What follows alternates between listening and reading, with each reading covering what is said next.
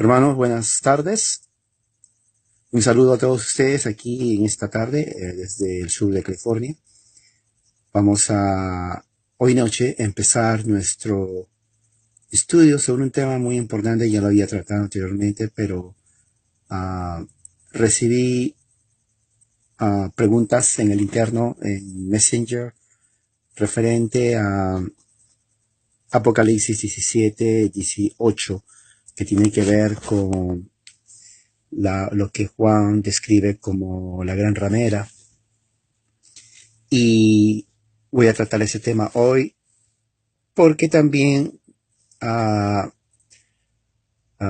diríamos, coincide con una experiencia que tuve cuando entré a un sitio uh, de judíos.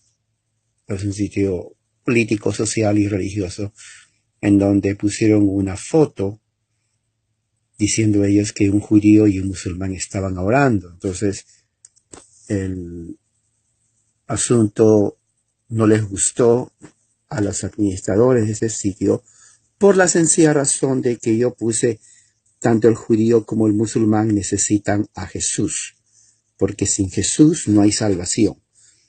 Entonces todo eso generó una serie de respuestas. Yo sabía que los judíos no iban a aceptar eso, pero lo puse porque ellos lo hicieron público. La regla es, si usted no quiere que nadie comente en algo, en un foro público, entonces no lo ponga. Entonces ellos lo pusieron público, entonces yo ejercitando mi derecho a la libre expresión de pensamiento y de religión. Entonces puse algo que no es ofensivo. ¿Qué cosa es? Dentro del contexto de la oración y religión puse ambos necesitan a Cristo, porque yo no soy judío diríamos, de sangre, ni tampoco musulmán. Entonces mi fe me dicta a mí que todos los que no tienen a Cristo pues están perdidos. Eso yo no lo inventé. Eso tampoco es discurso de odio. Esa es la verdad. Ahora, yo sé que ellos no lo creen, ¿no? Sin embargo, como el sitio está en inglés, yo estuve leyendo, muchas respuestas fueron muy fuertes de burla, insultos en contra de mí, por poner eso. Ahora, yo no me pongo a llorar. Simplemente señalo lo que está detrás de muchos judíos cuando escuchan, tú necesitas a Cristo. No les gusta escuchar. Y la burla va desde ataques personales, inclusive a la Biblia, y al mismo tiempo a Jesús y a María. Para ellos Jesús es un bastardo, porque según ellos María fue una prostituta que le engañó a José y tuvo sexo con otro hombre. En otras palabras, Jesús no sabe quién fue su padre, entonces fue un bastardo. Ese es el lenguaje, la mentalidad que los judíos piensan de Jesús. Sus libros, que es el Talmud, muchos creen erróneamente que los judíos creen en el Antiguo Testamento como nosotros. No, ellos no.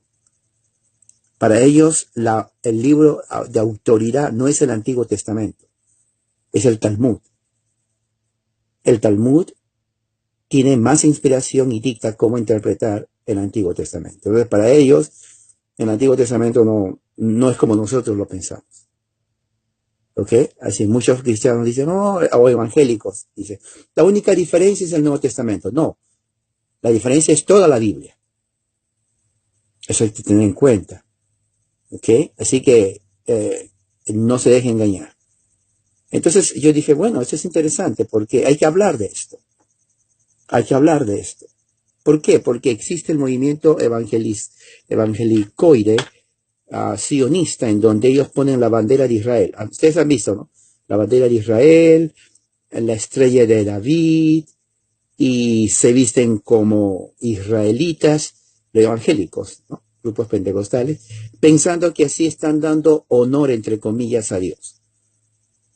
Eso es un circo. No solamente es una herejía, es un circo. Porque en ninguna parte de las escrituras del Nuevo Testamento, Pablo, habiendo sido fariseo de fariseos, dice que los cristianos debemos vestirnos así como ellos, o usar la banderita de Israel o vestirnos como un judío. Eso es un circo, eso es una payasada, sinceramente. Y deben de dejar. Mi mensaje, evangélicos y pentecostales que hacen eso, dejen esas cosas. No pongan ninguna bandera sionista, ni bailes mesiánicos, y un montón de cosas. Esos son artificios superficiales que no tienen ninguna cosa que es cercana al evangelio de Dios. Ni una. Ni un poquito. Nada. Absolutamente nada. Así que, si usted conoce a alguien, o alguien me está escuchando que cree eso, pues no lo crea. Porque eso no es el evangelio de Cristo. Y también junto a eso también está la idea de que, bueno, el pueblo de Israel es el escogido de Dios. Bueno, depende a qué estás hablando. Si estás hablando de la nación que fue creada en 1948 por mandato británico, entonces estás equivocado. Pero si estás hablando de aquellos que en Cristo, proposición, en Cristo,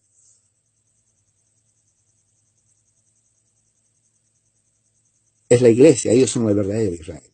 Y eso yo no lo digo, yo no lo inventé ahorita hace 5 minutos. Eso lo dice Pablo. Pablo dice que en Romanos 2:29 que el verdadero judío es el de interior, el que ha sido circuncidado por el Espíritu Santo. Por el Espíritu. Y ellos son los cristianos. Y en Romanos 9 dice que el verdadero israelita son los hijos herederos de la promesa. No de la carne. Entonces todo esto son declaraciones de las Escrituras. ¿Okay? Que se dejen claro eso. Entonces no hay necesidad de que uno se vista como un judío, ¿no? Bajo ninguna circunstancia, pensando así, yo voy a estar más cerca de Dios cuando yo diga frases en hebreo o me vista como judío. Absolutamente no, esa es una falacia. Vuelvo a repetir mi frase, es un circo. Ustedes saben lo que es un circo, no se va al circo a reírse. Eso es. Hacen del evangelio un circo. No existe nada en las Escrituras que justifique tal acción. Y hay que decirlo directo. Claro, hay gente que no está de acuerdo conmigo y que ellos a pesar de todo siguen con esa tradición. Pero es falso. Hay que decirlo directo. No tiene nada que ver con el evangelio. Lo que vamos a ver hoy en un momento es la evidencia bíblica, que es lo que Juan en su libro, en su carta a las 7 iglesias, que se llama de Apocalipsis, escribe referente a la gran ramera. Porque eso tiene mucho que ver desde el punto de vista bíblico e histórico. Así que vamos a hacer una oración antes de continuar. Yo quisiera que se unan conmigo, ahí donde están, y oremos. Padre Celestial, gracias por este momento y pido que tú nos ayudes a poder desarrollar este tema y nos des entendimiento en el nombre de Jesús. Amén. Muy bien, hermanos. Entonces vamos a abrir las Escrituras en Apocalipsis capítulo 17. Vamos a abrir las Escrituras. Yo tengo aquí en la versión Reina Valera y también Biblia de las Américas. Vamos a leer la Apocalipsis 17. Vamos a leer del 1 hasta el 6.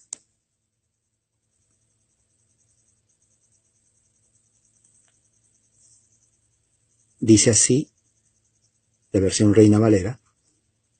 Vi entonces uno de los 7 ángeles que tenían las 7 copas y habló conmigo diciéndome, ven acá y te mostraré la sentencia contra la gran ramera, la que está sentada sobre muchas aguas, con la cual han fornicado los reyes de la tierra, y los moradores de la tierra se han embriagado con el vino de su fornicación. Y me llevó en el espíritu al desierto y vi a una mujer sentada sobre una bestia escarlata, llena de nombres, de blasfemia, que tenía 7 cabezas y 10 cuernos. Y la mujer estaba sentada de púrpura y escarlata, y adornada de oro, de piedras preciosas y de perlas, y tenía en la mano un cáliz de oro lleno de abominaciones y de la inmundicia de su fornicación. Y en su frente un nombre escrito, un misterio: Babilonia, la grande, la madre de las rameras y de las abominaciones de la tierra.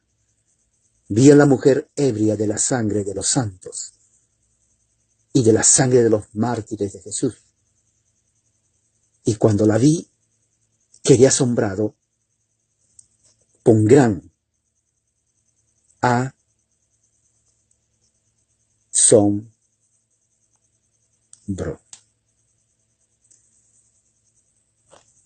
Los que me han estado siguiendo por semanas en cuanto al estudio del libro de Apocalipsis saben muy bien que la presentación histórica del desarrollo de esta carta a 7 iglesias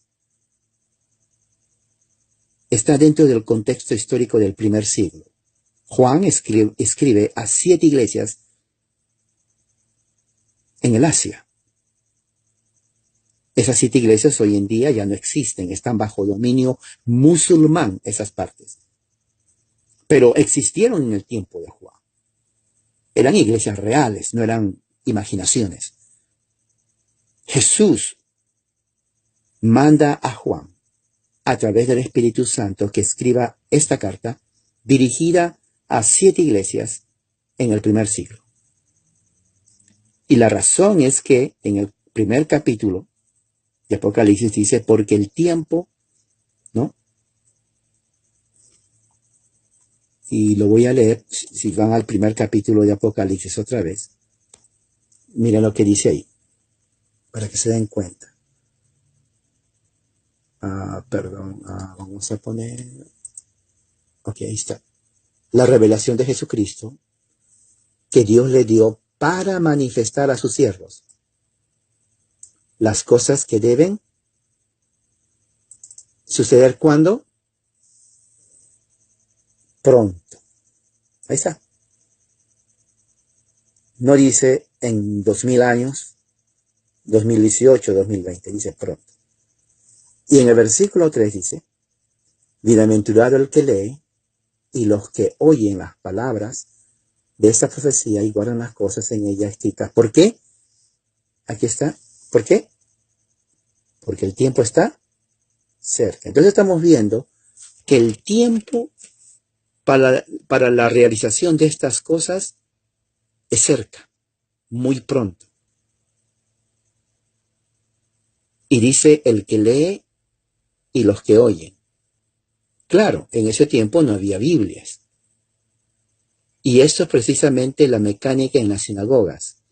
Cuando uno entraba a una sinagoga, se levantaba uno, leía la ley, y los demás escuchaban. Exactamente, lee y oye.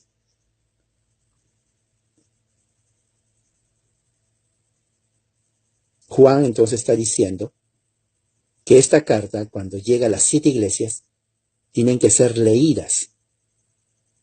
Y tanto el que lee como el que oye son bienaventurados. Porque el tiempo está cerca. Versículo 4, a las 7 iglesias que están en Asia. Gracia y paz. Ahí está. No está diciendo a las iglesias que están en Estados Unidos, o Chile, Perú, México, o Honduras, o Guatemala. No. A las 7 iglesias. Aquí está. ¿No? Dice aquí, Él nos hizo reyes y sacerdotes. Tiempo presente perfecto. Reyes significa reinado, lo cual de aquí se deduce que ya el milenio había empezado.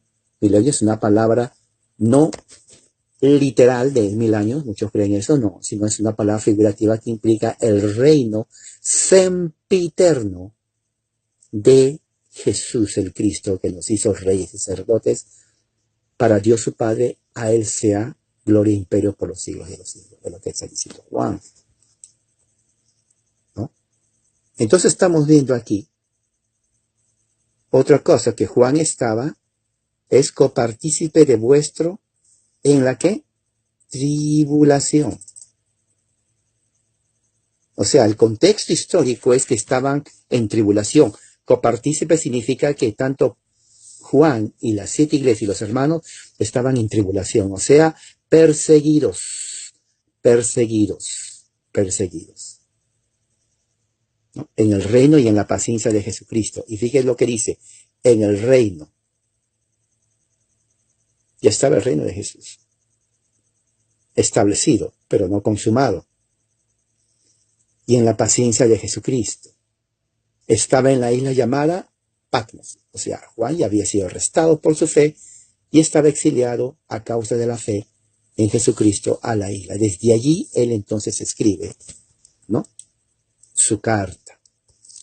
Entonces, teniendo esto en mente, viendo que todo lo que Juan está escribiendo está dentro del primer siglo, porque el tiempo está cerca y las cosas tienen que suceder pronto. Recuerde, en su mente, cuando usted lee Apocalipsis, diga, esta carta es porque el tiempo está cerca y tienen que suceder pronto. Y es para 7 iglesias de la Asia. Y Juan y la iglesia están siendo perseguidos en el primer siglo. Entonces, todo eso es el contexto en donde la carta de Juan se escribe. A él mismo lo dijo, acabamos de leer. Es exactamente lo que Juan está diciendo, ¿no? Ahora, este tema tiene que ver con la persecución. Escúcheme bien. La introducción, ¿no? El relato de la persecución del cristianismo en el primer siglo del Nuevo Testamento es parte de un tema general, de una polémica contra los judíos que comienza con el rechazo fariseo del ministerio de Jesús, la purificación del templo, y continúa con su inicio ante el continúa con su juicio ante el sumo sacerdote, ¿no?, su crucifixión, y también cuando los fariseos rechazan el aceptarlo a Jesús como el Mesías prometido. Lo rechazaron a Jesús. Este tema juega un papel importante en una serie de doctrinas cristianas que van desde la liberación de los cristianos de obedecer muchas restricciones de la ley del Antiguo Testamento hasta el mandamiento de predicar a todas las naciones. Hay un mandato, ir por todo el mundo y predicar este evangelio, dijo Jesús. Y ese evangelio tenía que ser predicado a judíos y a gentiles. Y dice Pablo, primeramente al judío y luego al gentil. O sea, la preeminencia en escuchar el evangelio, era para el judío. Tenga eso en mente. La preeminencia de entre todos los grupos para escuchar el evangelio era el judío. No está hablando de salvación, está hablando de escuchar el evangelio para salvación, que es diferente. ¿Ok? Es lo que dice Pablo en Romanos capítulo 1, 2 y 3. Ustedes van a leer eso. En su carta a las 7 iglesias, el apóstol Juan escribe desde la isla de Patmos, como ya lo hemos visto, durante el reinado del emperador Nerón. Nerón murió en el año 68 cuando él cometió suicidio. Él mismo se mató con una espada. Muy odiado, muy cruel. Un personaje totalmente odiado inclusive por su familia, por los mismos romanos. Y dentro de ese contexto histórico es cuando Juan escribe su carta a las 7 iglesias, antes de la destrucción de Jerusalén, que se consumó en el año 70. Bueno, y en los capítulos 17 y 18 de Apocalipsis, Juan introduce a un personaje llamado la Gran Ramera. Ya hemos leído esa parte, la cual, como dije en anteriores temas, se refiere a Jerusalén, y eso lo vamos a ver hoy. La evidencia interna es fuerte al señalar que la Gran Ramera no es Roma o el Imperio Romano, es más bien Jerusalén, y eso lo vamos a ver, de acuerdo a lo que dice la Escritura. Jesús dijo a sus oyentes, por ejemplo, en Mateo 24, 43. Fíjense lo que dice Jesús. El reino de Dios será quitado de ti. y será dado a una nación que produzca frutos de él. Jesús está hablando entonces en Mateo 21:43 acerca del juicio sobre Jerusalén. El reino de Dios será quitado de los judíos y será dado a una nación que produzca fruto. Esa nación es lo que Pablo lo llama un nuevo hombre de judíos y gentiles en Cristo llamado la iglesia. ¿Ok? Ten en cuenta eso. Eso es teología cristiana. Esto no significa que el pueblo judío nunca va a ser o va a beneficiarse de la gracia de Dios. Simplemente significa que la forma del antiguo judío del testimonio de Dios y su obra en la tierra, el sistema ritual del templo del Antiguo Testamento, estaba siendo abolida. Quiere decir de que todas las ceremonias del templo iba a ser abolida. Ese es el antiguo sistema.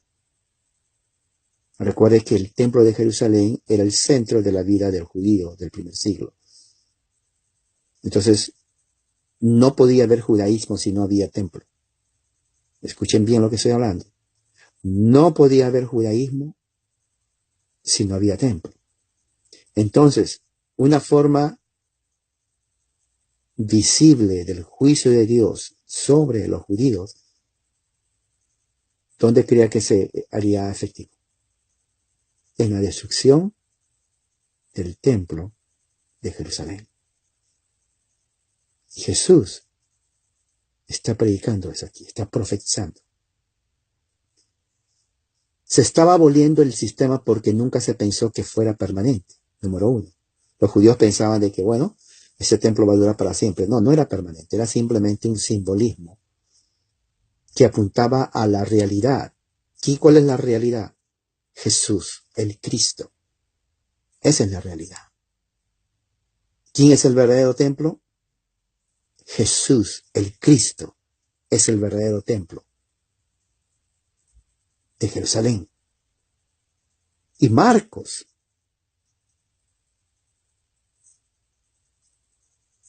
y Mateo, ellos dicen,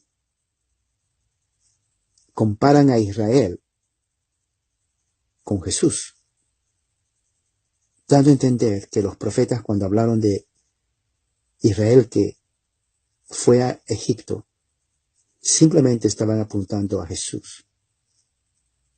Entonces, si Jesús es Israel, los que estamos en Jesús, ¿quiénes somos? El verdadero Israel. No de sangre. Pablo dice, por ser herederos de la promesa hecha a Abraham por la fe. Somos hijos de Abraham. Aquellos judíos que rechazaron el verdadero templo o insistieron en aferrarse a las tradiciones del Antiguo Testamento estaban cometiendo idolatría tan groseramente como cualquier ritual pagano. Claro, lo que quiere decir aquí, tengo que aclarar, es que cuando los judíos del tiempo de Jesús seguían haciendo sus rituales, aferrándose, estaban cometiendo abominación, porque estaban yendo en contra de lo que Jesús estaba predicando y enseñando. ¿Ok? El reino había avanzado hacia su mayor realización. Aquellos que negaron a abrazar el cumplimiento se encontraron privados del verdadero reino de Dios. Jesús dijo se quitaría el reino de los judíos y se daría a un pueblo que daría frutos. Jesús denunció a los maestros del antiguo sistema israelí, que lideraron el camino para oponerse a él, los maestros de la ley, los rabinos. Estos eran los fariseos y la denuncia de Cristo por ellos aparece en Mateo 23, en otros lugares también. Mateo 23 viene a ser, diríamos, los cargos legales de Jesús en contra del sistema judío. Jesús estaba presentando cargos legales ante su Padre en contra de Israel por haberle rechazado como el Mesías de Israel. Entonces Jesús trae todos cargos legales ante el trono de su Padre y le dice, Padre, estos son los cargos en contra de Israel. Ellos me rechazaron y aquí están todos los cargos. Lea Mateo 23. Entonces, por esa razón, al final, ¿no? Jesús dice que el reino será quitado de ellos. Dice, se extiende la totalidad, el juicio se extiende a la totalidad de la ciudad física de Jerusalén, de la que eran representantes. Con incredulidad, Jesús concluyó con la predicción de que Jerusalén caería porque era responsable de toda la sangre justa derramada sobre la tierra y que ella era la ciudad que mata a los profetas. ¿No? Ahora, vamos a llevar ese punto más adelante, pero vamos a ver la evidencia interna en cuanto al libro de Apocalipsis. ¿Por qué la gran ramera es Jerusalén? Bueno, dije de capítulo 17 y 18, ¿no? La ciudad se llama Babilonia, ¿no? Pero no es la Babilonia de Nabucodonosor, que nos dice en el Antiguo Testamento, sino Jerusalén se llama Babilonia porque se había corrompido a sí misma y se había vuelto como el antiguo imperio pagano. La mujer, según la descripción en capítulo 17 de Apocalipsis, dice que estaba sentada sobre una bestia de 7 cabezas, ¿no? Y que estaba vestida de púrpura y escarlata. Interesantemente, esos son los colores del sumo sacerdote y del templo. Eso lo vamos a ver en un momento. Y estaba adornado o adornada con oro y joyas y perlas, sosteniendo en su mano una copa de oro llena de abominaciones y las impurezas de su inmoralidad sexual. En su frente escribió un nombre de misterio. Dice Babilonia la Grande, la madre de prostitutas y de las abominaciones de la tierra. Muchos creen que esta descripción se refiere al papado romano, pero no es así, de acuerdo al contexto bíblico. Sin embargo, la evidencia interna escritural apunta que Juan estaba refiriéndose a Jerusalén, al sumo sacerdote que representaba a Jerusalén. Vamos a ver entonces, ¿no? Ya leímos Apocalipsis 17, 3 y 6, y vamos a abrir la Biblia, si usted tiene su Biblia conmigo, en Éxodo capítulo 28. Vamos a leer Éxodo capítulo 28. Vamos a leer del versículo 5 hasta el 19. Si tiene su Biblia, ábralo, por favor.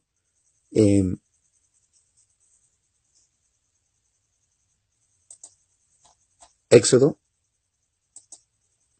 capítulo 28.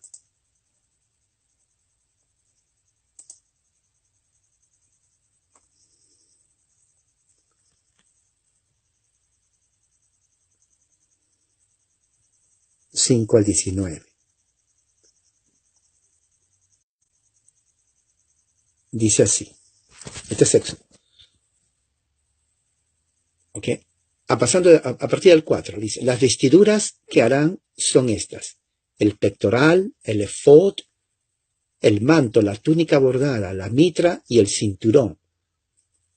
Hagan pues las vestiduras sagradas para Aarón, tu hermano, y para sus hijos, para que sean mis sacerdotes. Ahora aquí dice, tomarán oro, azul, púrpura, carmesí y lino torcido.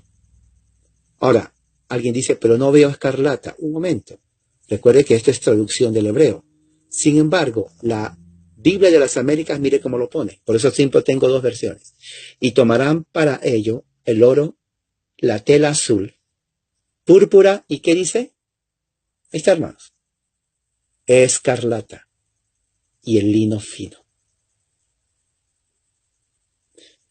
Harán también el efod de oro, de tela azul, púrpura y escarlata, y del lino fino torcido, obra de hábil artífice.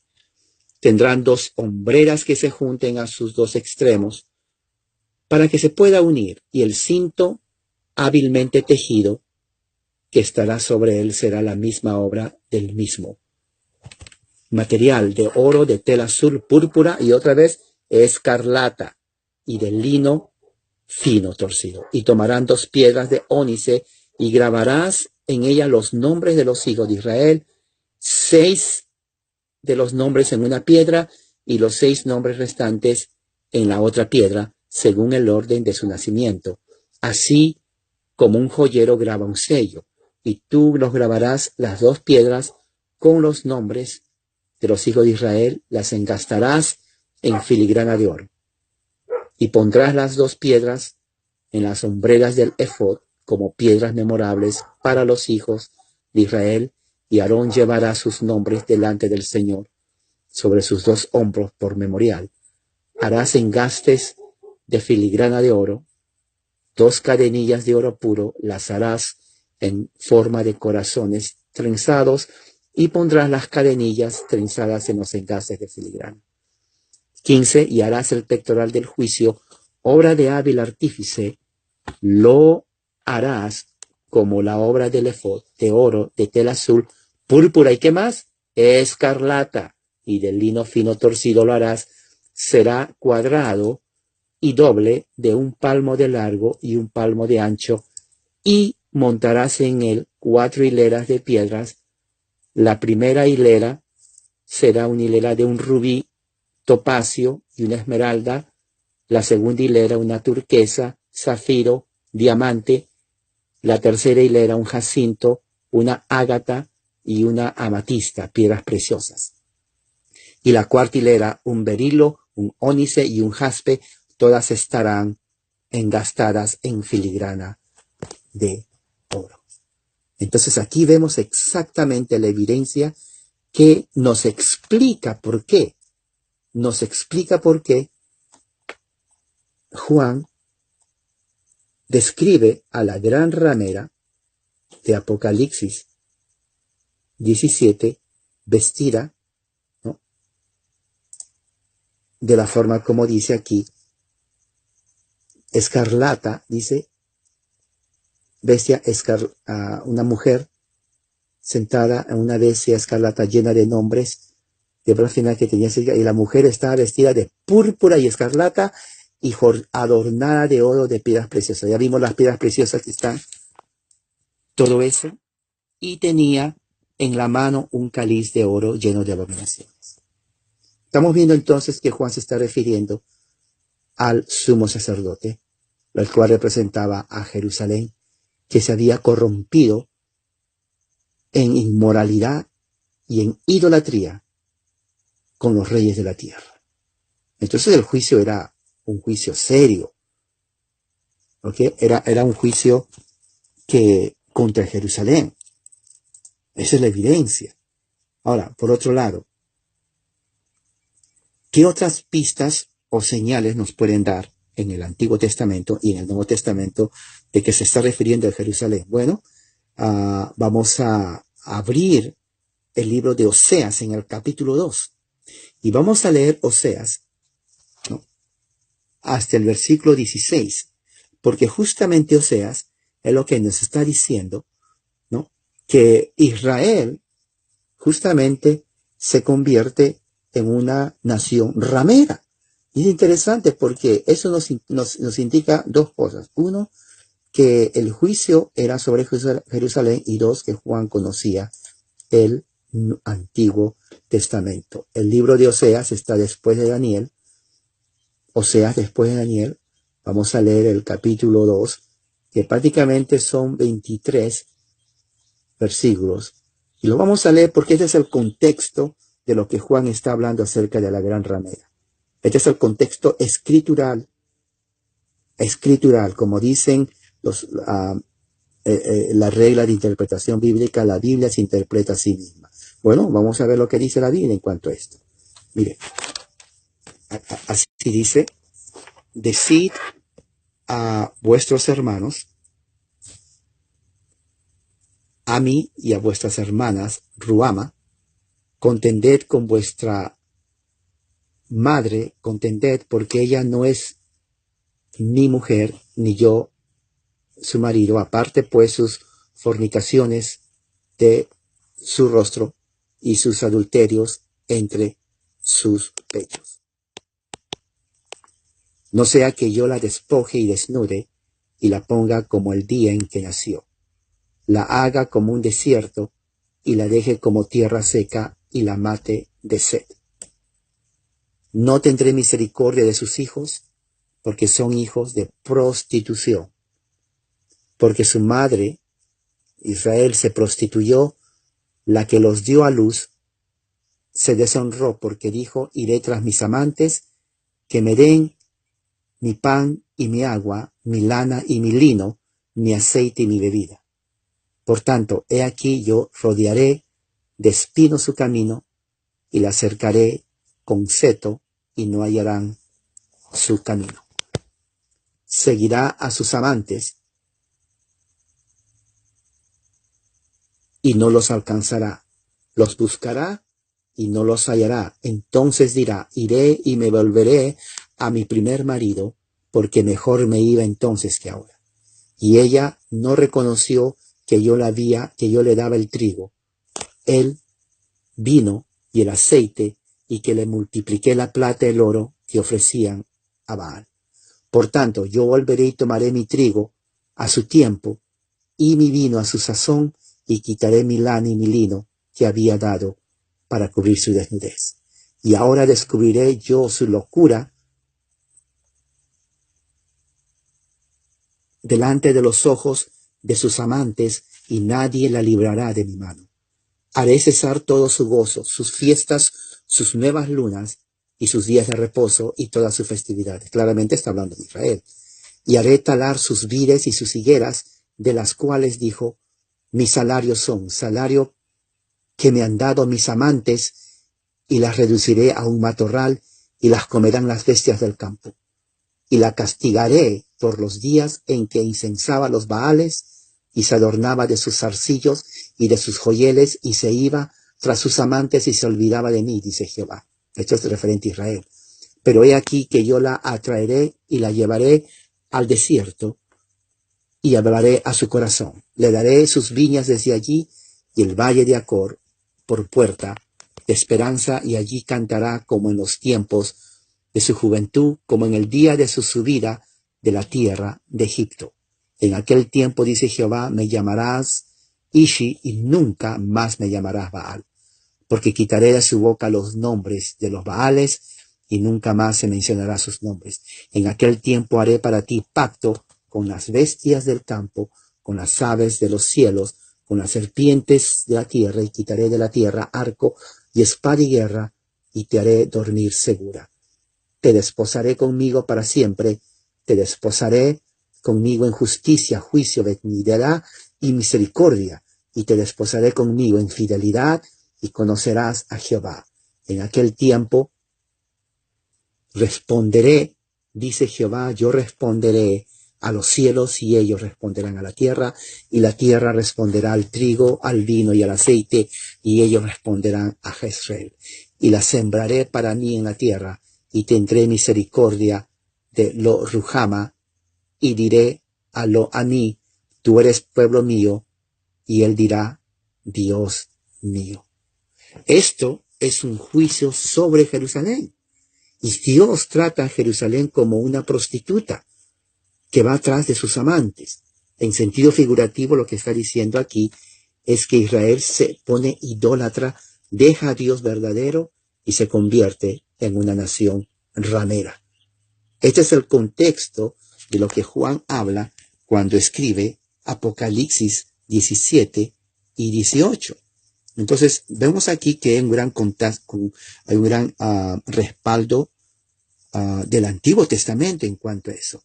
Ahora, ¿qué más podemos aprender de esto? Bueno, el mismo Jesús lo dice. ¿Dónde lo dice Jesús? En Mateo 23. Vamos a la Biblia. Quiero que hablan conmigo. Mateo 23. Esto se está poniendo muy bueno para entender en cuanto al personaje de la gran ramera. Vamos a Mateo 23 y vamos a leer ahí. Hay mucho lo que Jesús trae a partir del versículo 27, ¿no? Hasta el versículo 36. Mateo 23. Vamos a ver. Dijimos 27 al 36, y aquí lo tengo. Aquí está. Voy a leer la versión de las Américas. Tengo la versión Reina Valera, pero me gusta la versión de las Américas. Es una buena versión. Los recomiendo. Dice así. Ay de vosotros, escribas y fariseos, hipócritas. Ahí está el juicio. Porque sois semejantes a sepulcros blanqueados, que por fuera lucen hermosos, pero por dentro están llenos de huesos, de muertos y de toda inmundicia. Así también vosotros, por fuera parecéis justos a los hombres, pero por dentro estáis llenos de hipocresía y de iniquidad. Ay de vosotros, escribas y fariseos hipócritas, porque edificáis los sepulcros de los profetas y adornáis los monumentos de los justos.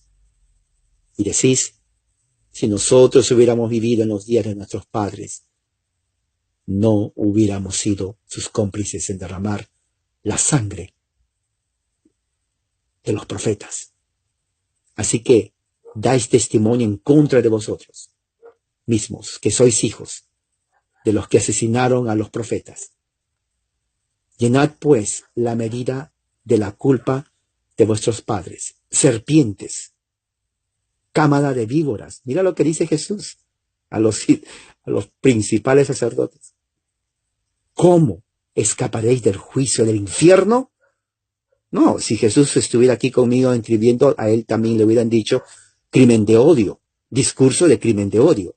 Esto es crimen de odio en estos momentos, hermanos. Antisemitismo, dicen ellos.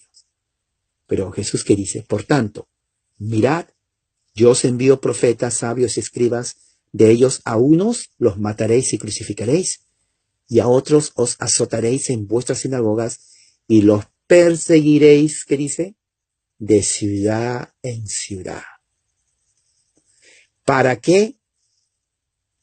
Para que recaiga sobre vosotros la culpa de toda la sangre justa derramada sobre la tierra, desde la sangre del justo Abel hasta la sangre de Zacarías, hijo de Berequías, a quien asesinasteis entre el templo y el altar.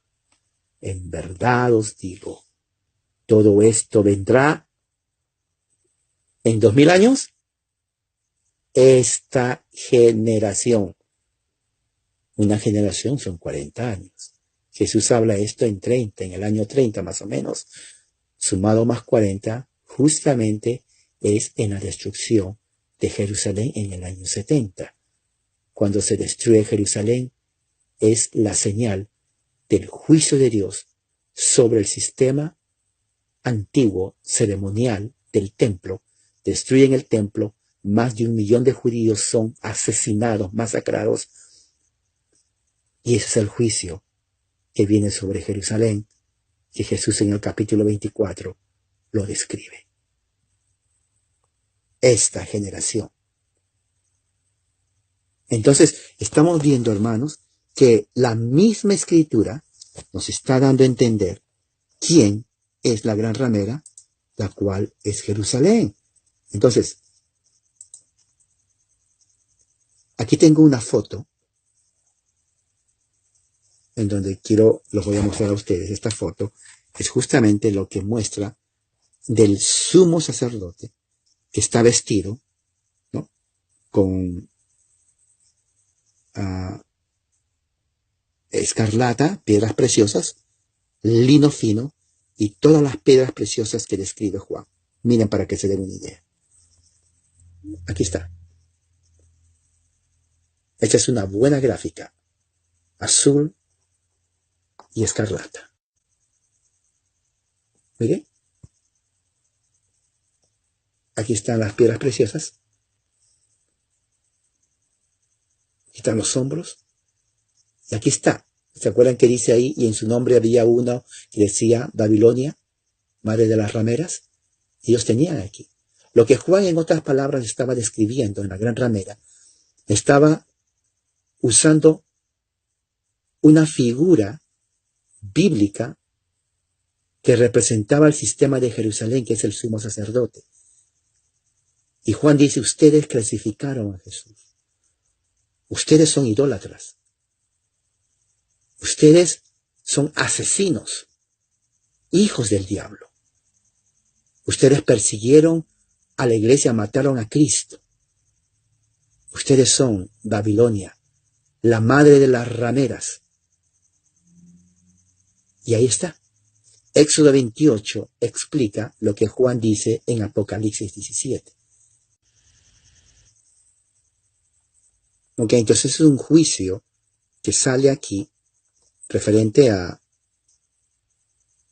Jerusalén.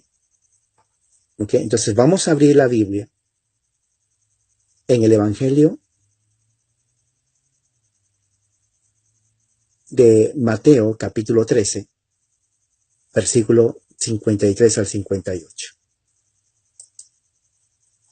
Vamos a abrir la Biblia en Mateo 13.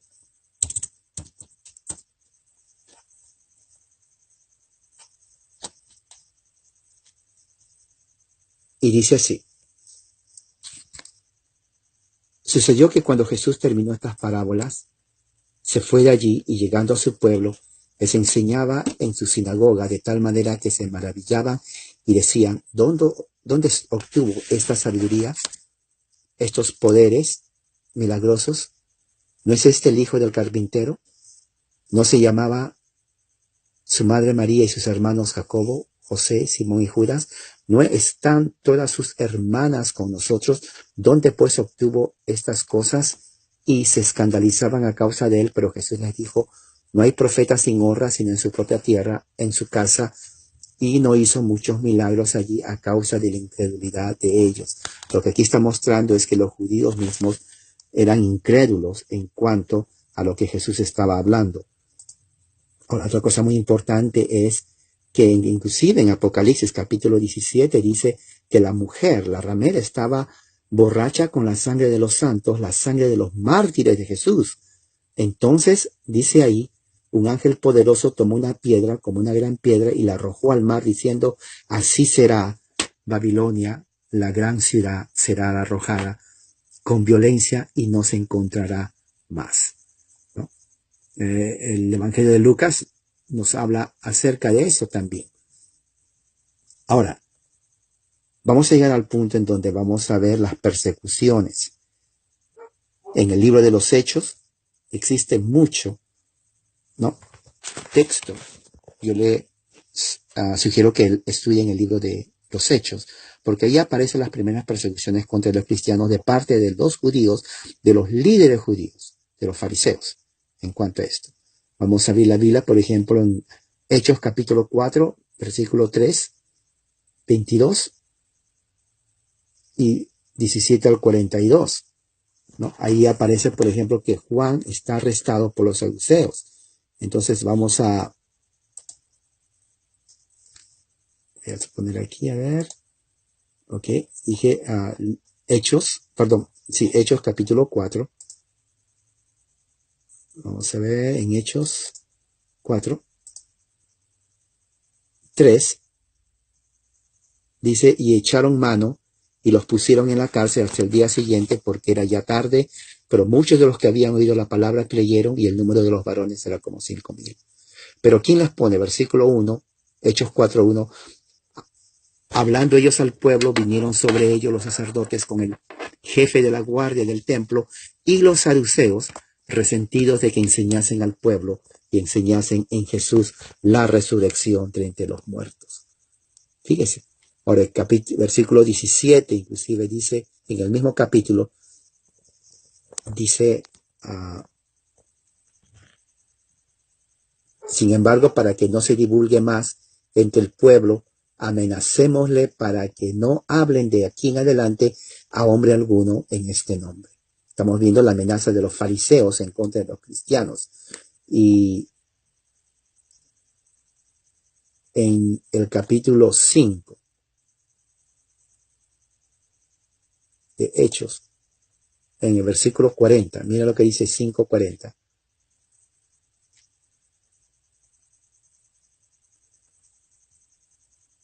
Decían, ahora os digo, apartaos de estos hombres, dejadlos, porque si este consejo o esta obra es de hombres, se desvanecerá, mas si es de Dios, no la podéis destruir.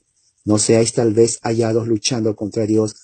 Y convinieron con él, y llamando a los apóstoles, después de que azotarlos, les intimaron que no hablasen en el nombre de Jesús y los pusieron en libertad. Y a ver, yo no fui el primero que los judíos me dicen, no hables de Jesús. Aquí a los primeros apóstoles ya les prohibieron que hablen de Jesús. Vamos en el capítulo 6 de Hechos, ¿no? Capítulo 6 de Hechos. Vamos a leer versículo 8. 6. Arresto de Esteban. Estaban llenos de gracia y de poder. Y Esteban, lleno de gracia y de poder, hacía grandes prodigios, señales en el pueblo. Entonces, mire, se levantaron unos de la sinagoga llamada de los libertos y de los de Cirene, de Alejandría, de Sicilia, de Asia, disputando con Esteban. Wow, estaban debatiendo, pero no podían resistir la sabiduría y al espíritu con que hablaba. Entonces sobornaron a unos para que dijesen que le habían oído hablar palabras blasfemas contra Moisés y contra Dios. ¿Se dan cuenta qué gente tan mala y malvada eran estos fariseos?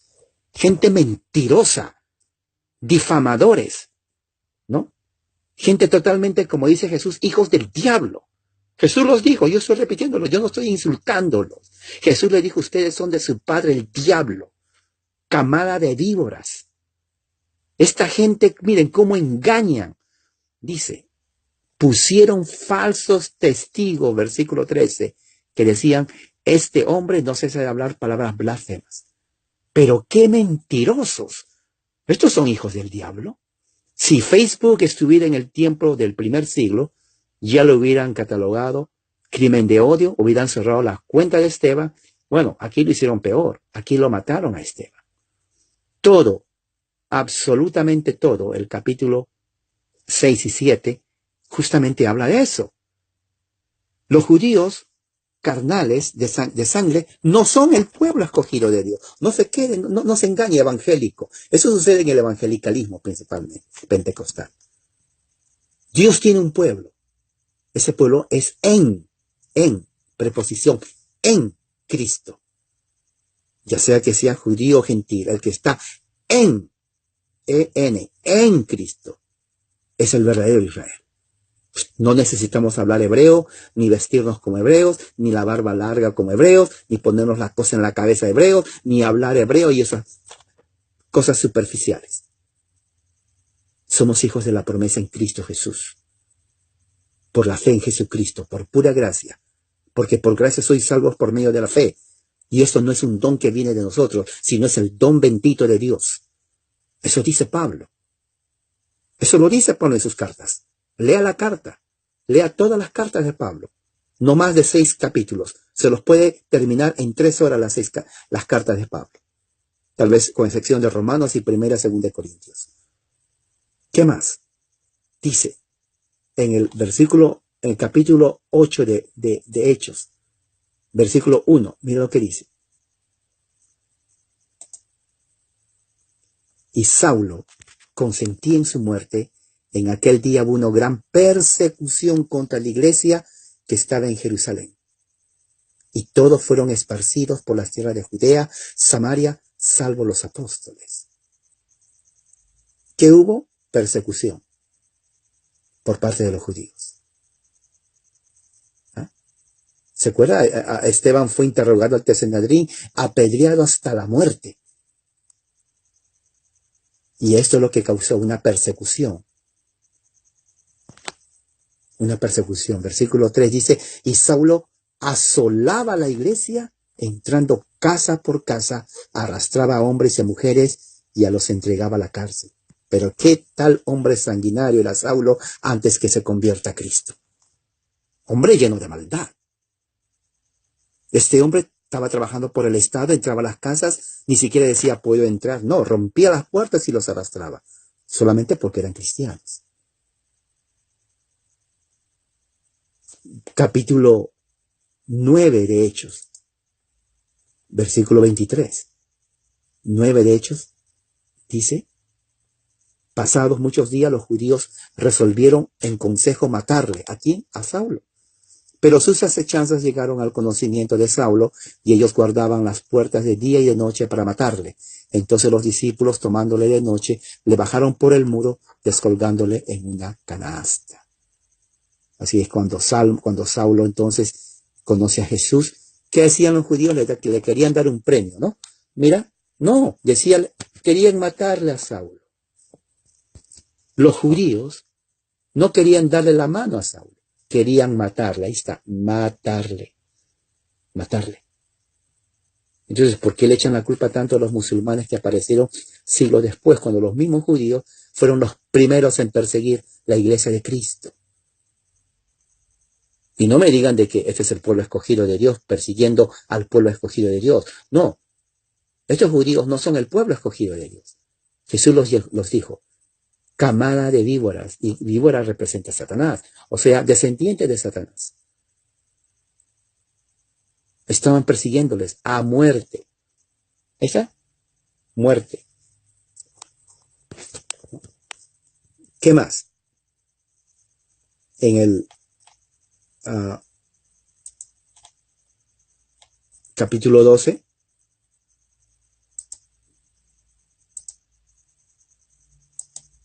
dice, en aquel mismo tiempo, el rey Herodes echó mano a algunos de la iglesia para maltratarles y mató a espada a Jacobo, hermano de Juan. Lo mató. Y viendo que esto había agradado a los judíos, mire, agradado a los judíos, o sea, los judíos estaban felices que se mate a cristianos. Hacían fiesta, contentos. Hey, fariseo, matamos a un cristiano, felices de la vida. Agradado a los judíos. Procedió a prender también a Pedro. Eran entonces los días de los panes sin levadura, y habiéndole tomado preso, le puso en la cárcel, entregándole a 4 grupos de 4 soldados cada uno, para que les custodiasen, y se proponía sacarle al pueblo después de la Pascua. Entonces estamos viendo aquí la actitud malvada, maldita, satánica, demoníaca de los mismos judíos.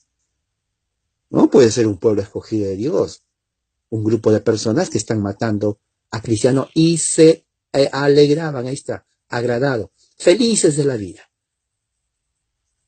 Felices de la vida. ¿Qué dice capítulo 13 de Hechos? Mire. Del 44 al 51.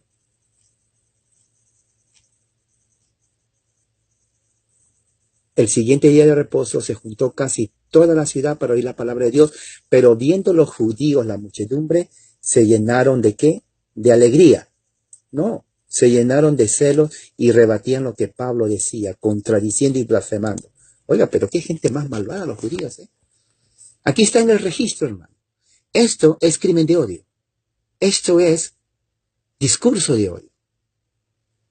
Si yo predico esto de una forma pública, van a decir, hey, llévala a la cárcel y quemen el Nuevo Testamento, porque está hablando mal de los judíos. ¿Cómo es posible que le digan a los judíos que son blasfemos? No, tenemos que ser nosotros una nación tolerante, pluralista. Yo respeto tu creencia, tú respetas la mía, ¿no? Los cristianos no pueden decir al judío que son blasfemos. Ellos son judíos, tienen la preeminencia. Tenemos que orar juntos con los musulmanes, budistas, ateos y blasfemos. Pero los cristianos se oponen, ellos dicen que solo Jesús es la verdad. Pero qué gente más antipática. ¿Qué se creen los mejores? Cállenle la boca, métanle a la cárcel. Un momento. Aquí no dice eso. Aquí dice, Pedro, Pablo y Bernabé hablando con denuedo dijeron, a vosotros a la verdad era necesario que se os hablase primero la palabra de Dios. Directo al grano. Los apóstoles no iban que, ¿sabes qué? Discúlpame que haya ofendido tus sentimientos. Yo sé que tú crees en otro Dios, yo también, así que nos toleramos. No, no había toleración. La verdad es verdad. Les guste o no, nos metan a la cárcel o no, tenemos que hablar la verdad. Y decide, mas puesto que la desecháis y no os juzgáis digno de vida eterna, he aquí nos volvemos a los gentiles. Aquí es cuando entonces viene el cambio, entonces llevan el evangelio a los gentiles. Pero ¿quién rechazó la palabra de Dios? Los judíos, y hasta ahora lo rechazan. ¿Vieron? Quieren quieren ponerme a Facebook, dice que bloquealo como crimen de odio. Y eso es, hermano, no sé si ustedes entienden lo que estoy hablando. Eso es penado bajo la ley. Eso quiere decir que pueden venir a mi casa y llevarme preso a la cárcel. Por eso se llama crimen. Crimen es una palabra legal que cuando uno comete un crimen, ¿qué pasa? Le llevan a la cárcel. Así que usted tiene que entender, cuando dije crimen de odio, es violación de la ley del Estado. Y la violación de la ley del Estado se paga con cárcel. No es algo que simplemente Facebook me bloquea. Estamos hablando de leyes estatales de la sociedad. Si eso hacen conmigo, lo puede hacer con cualquier cristiano que habla la verdad del Evangelio. Eso tiene que tener en mente usted. No sé cómo es en Latinoamérica, hasta qué punto, pero en los Estados Unidos de América, donde yo vivo, en California, un estado gobernado por marxistas, ateos, homosexuales y feministas, eso se está haciendo. Oyen el Evangelio. Crimen de odio es terrible. Yo creo que muchos pastores en Estados Unidos tienen el miedo y el temor de decir lo que estoy diciendo. Yo no sé por qué son pastores y se quedan callados la boca y tienen miedo. Más de 50 millones de cristianos en Estados Unidos y una minoría gobierna el pensamiento y las políticas de este estado. Es una total vergüenza. Yo no sé qué hacen en predicar los domingos si tienen miedo de hablar la verdad. Absolutamente no, es una total desgracia. Y son deplorables. Tienen miedo, no, voy a ofender a la gente, voy a ofender sus sentimientos, dicen ellos. Eso es lo que estamos viviendo en los Estados Unidos de Norteamérica. Yo no sé cómo es en Latinoamérica. Pero aquí se está sucediendo eso. Así que cuando lean crimen de odio, es violación a leyes estatales. Y uno puede ir preso. Así que piensen eso. ¿Ok? Y eso es justamente lo que está pasando. ¿No? Capítulo 14. ¿En qué capítulo estamos, hermanos? El capítulo 13. Un capítulo más adelante. 14. Oh, no, estamos ya 14. Del 44, 5 y 6. Pero cuando los judíos y los gentiles, juntamente con sus gobernantes, se lanzaron a enfrentarlos y a apedrearlos, habiendo sabido, leyeron a Listra, Derbe, ciudades, Licaonia y a toda la región circunvecina. ¿A quién?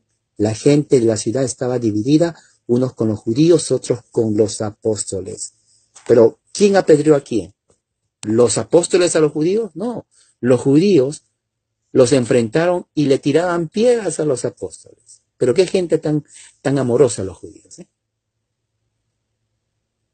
Por eso Juan dice que la gran ramera es Jerusalén. Jesús les dice, ustedes son camada de víboras. Fíjese, tirándole piedras a los apóstoles. Los judíos. Ya imagino a ellos, una cantidad de judíos agarrando piedras del piso y tirándole piedras. Claro, hoy día no van a tirar piedras. Pero vienen los insultos y hasta la cárcel. ¿No? ¿Eso es así? Claro que eso es así. Mira lo que dice más adelante, ¿no? El 19. Dice, entonces vinieron unos judíos de Antioquía y de Iconio que persuadieron a la multitud y habiendo apedreado a Pablo, le arrastraron fuera de la ciudad pensando que estaba muerto. Ahora, póngase a pensar esto, hermano. Los judíos le tiraron piedras al pobre Pablo, sangrando de la cabeza, del ojo, y lo arrastraron a tal punto, decían, este ya se murió por fin, ya no va a estar molestando. Pero rodeándolo los discípulos, se levantó y entró a la ciudad y al día siguiente salió con Bernabé para Derbe. Odio de los judíos a los cristianos. Esto no viene de los romanos, ni de los samaritanos. Esto viene de los judíos de Jerusalén. De los judíos de Jerusalén. El templo todavía no había sido destruido. Esto es la persecución que Jesús dijo en Mateo 24. Y serán perseguidos de todos a causa de mi nombre.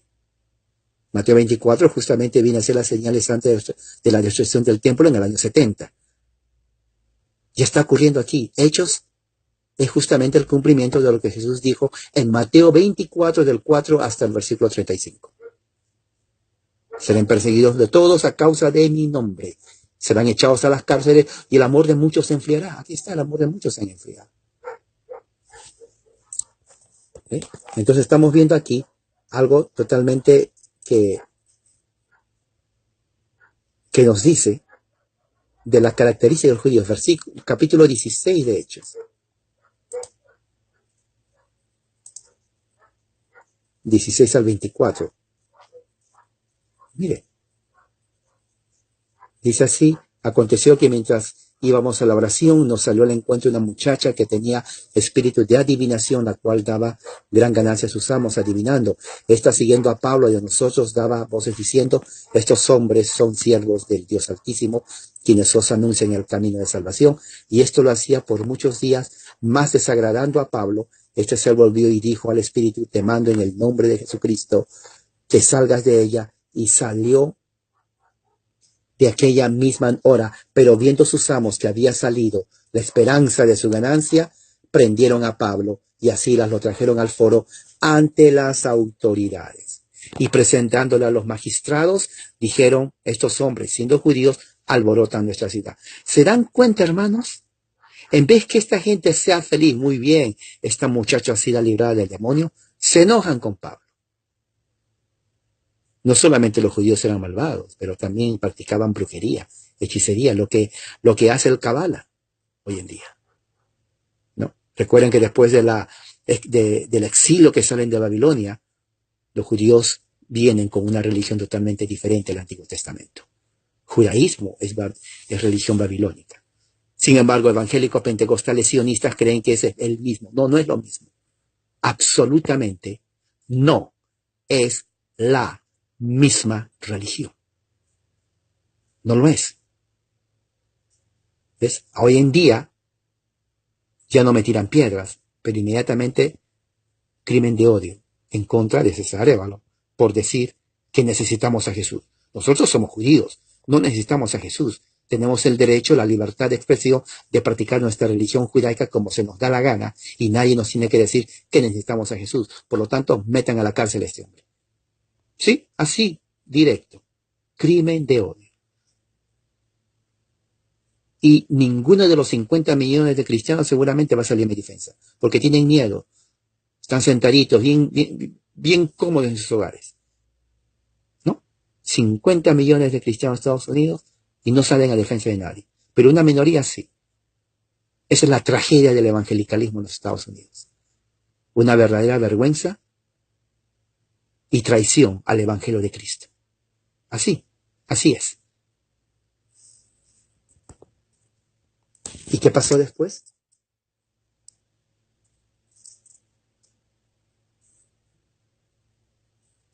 Después de haberles azotado mucho, los echaron a la cárcel, mandando al carcelero que los guardase con seguridad, el cual, recibiendo ese mandato, los metió en el calabozo de más adentro y les aseguró los pies en el cepo. Hermano, ustedes han entrado a la cárcel. Yo entré a la cárcel aquí en los Estados Unidos predicando el Evangelio. La cárcel de los Estados Unidos para un preso, un criminal, es lo mejor que hay. Aire acondicionado, comida a su hora, se bañan, hacen ejercicio, ven televisión, hacen juegos, ejercicios. O sea, ser criminal en los Estados Unidos es una bendición. Déjeme repetir. Ser criminal y estar encerrado en una cárcel de Estados Unidos es una bendición. Tienes de todo. 3 comidas al día, te bañas, jabón, shampoo, televisión, juego, tiempo libre. Nadie te puede hacer nada. Es lindo ser criminal en los Estados Unidos. Las cárceles tienen de todo, aire acondicionado. Es bonito, es lindo. En el tiempo de Pablo no era así. De más adentro, nauseabundo, suciedad, aborrecible, frío, enfermedad, por predicar el Evangelio de Cristo. ¿Y qué dice en el capítulo 17 de Hechos? Pasando por Antioquía y Apolonia, llegaron a Tesalónica, donde había una sinagoga de los judíos, y Pablo, como acostumbraba, fue a ellos. Por 3 días de reposo discutió con ellos. 3 días, casi un mes. declarando y exponiendo por medio de las Escrituras que era necesario que el Cristo padeciese, resucitase de los muertos, y que Jesús, a quien yo os anuncio, decía él, es el Cristo. Y algunos de ellos creyeron y se juntaron con Pablo, y de los griegos piadosos gran número. Entonces, ¿qué pasó? Versículo 5. Los judíos que no creían, teniendo celos, tomaron consigo algunos ociosos, hombres malos, juntando una turba, alborotaron la ciudad y asaltando la casa de Jasón, procuraban sacarlos al pueblo. O sea, los judíos siempre criminales en contra del evangelio. Mateo 24 aquí se está cumpliendo, hermano. Mateo 24 es justamente el cumplimiento de esto antes de la destrucción de Jerusalén en el año 70. Miren, ahí está.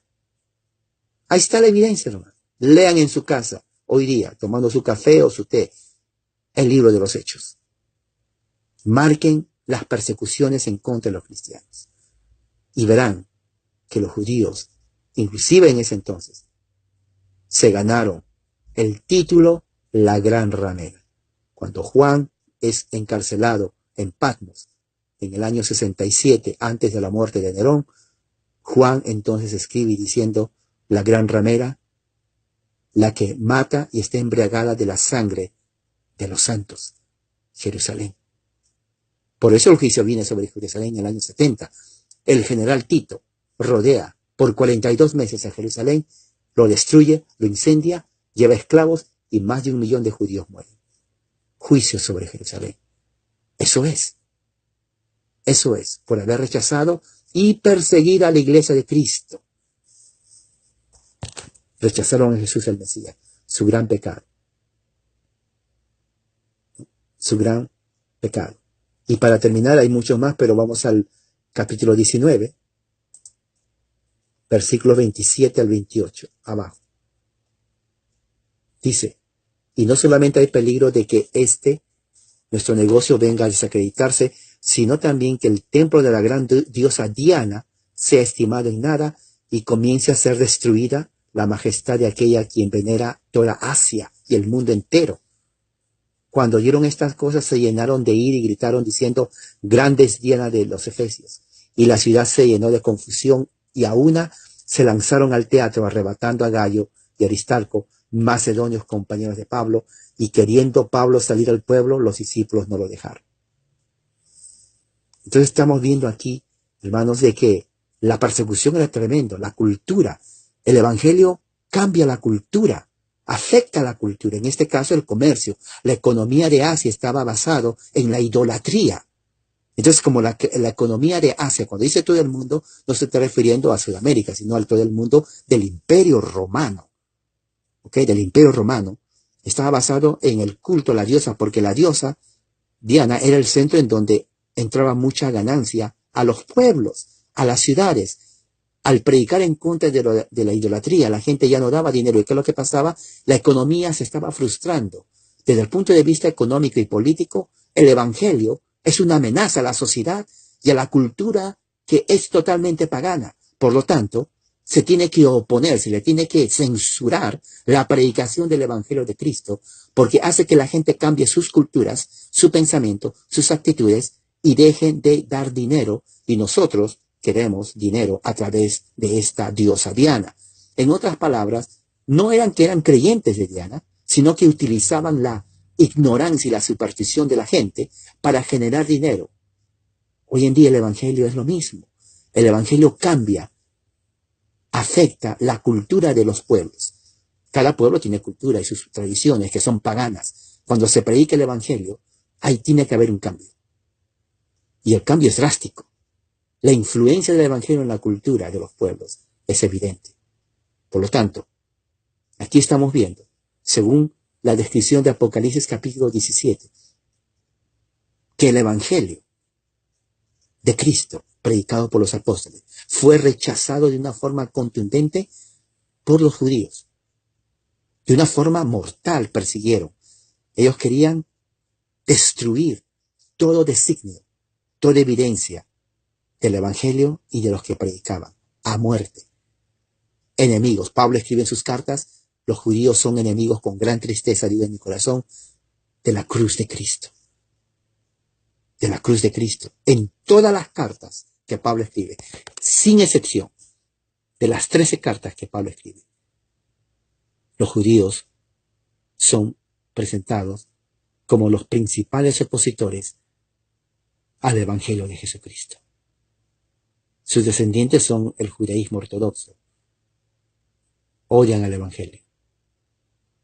Juan los llamó en el primer siglo la gran ramera, la que se emborracha con la sangre de los santos. Hermanos, la aplicación es evidente aquí. El Evangelio no es aceptado, nunca lo fue, prácticamente. Y la evidencia en el libro de los Hechos es que muchos pagaron por su vida, como Esteban y otros más. Juan, Apocalipsis, la carta a las 7 iglesias, es un testimonio de la persecución contra el Evangelio de Cristo. Y el juicio vino sobre Jerusalén, por ser el primer grupo de opositores al Evangelio, la gran ramera.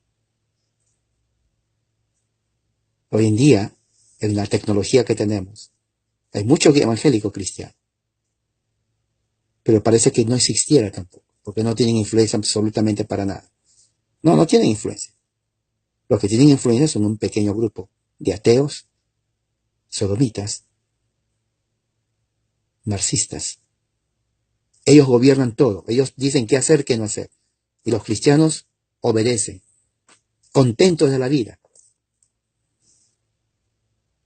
No hacen nada. Yo no sé por qué se reúnen los domingos. Porque un evangelio que se reúne los domingos, que no hace ni siquiera cosquilla al enemigo, no sirve para nada. El evangelio cambia la cultura. Todas las naciones del mundo, en sus culturas, hay paganismo. Paganismo. En México hay cantidad de paganismo. En Sudamérica, cantidad de paganismo. En las culturas, lo que se llama tradiciones, entre comillas, es paganismo. Es paganismo. Se va a aplicar el evangelio, aunque se ofenda las autoridades, o simplemente lo vamos a seguir escondiendo en 4 paredes, saltando y cantando, dando revolcones y brincando, sin ninguna influencia y relevancia para la sociedad. Lea el libro de los Hechos.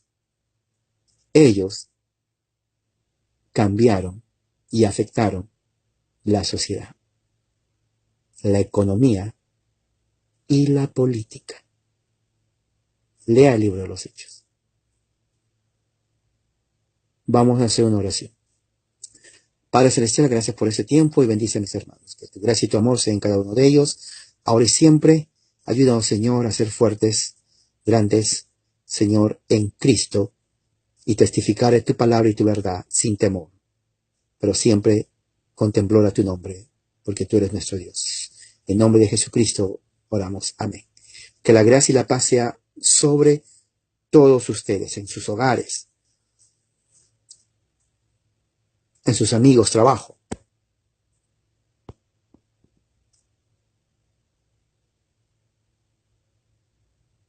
Cuando aceptamos a Cristo, estamos aceptando a un camino de vida eterna, y si lo abandonamos, de muerte eterna.